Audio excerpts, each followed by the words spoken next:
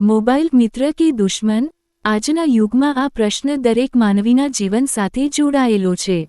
Mobile હવે માત્ર વાતચીતનું સાધન નથી રહ્યો, તે શિક્ષક છે, માર્ગદર્શક છે, વ્યવસાયનો સાથી છે અને દુનિયા સાથે જોડાવાનો સેતુ પણ છે. એક ક્લિકમાં માહિતી, શિક્ષણ, સમાચાર, બેન્કિંગ અને રોજગારની તક આપતો મોબાઈલ સાચા અર્થમાં માનવ જીવનનો મિત્ર બની શકે છે. પરંતુ જ્યારે આ જ મોબાઈલ નિયંત્રણ વગર વપરાય, ત્યારે તે ધીમે ધીમે દુશ્મન બની જાય છે.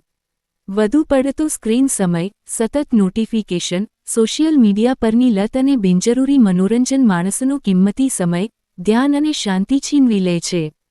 પરિણામે એકાગ્રતા ઘટે છે, સંબંધોમાં અંતર આવે છે અને માનસિક થાક વધે છે. અસલ સમસ્યા મોબાઈલમાં નથી, પરંતુ તેના ઉપયોગની દ્રષ્ટિમાં છે.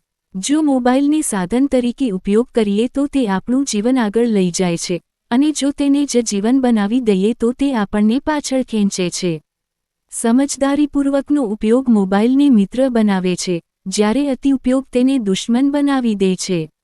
આથી જરૂરી છે કે આપણે સ્પષ્ટ દૃષ્ટિકોણ અપનાવીએ, મોબાઈલ પર નિયંત્રણ રાખવું, સમય મર્યાદા નક્કી કરવી અને જીવનના સાચા મૂલ્યોને પ્રાથમિકતા આપવી. ત્યારે જ મોબાઈલ આપણા વિકાસનો સાથી બનશે, વિનાશનું કારણ નહીં. સાચો નિર્ણય આપણા હાથમાં છે. મોબાઈલ મિત્ર બનાવવો કે દુશ્મન, પસંદગી અમારી છે.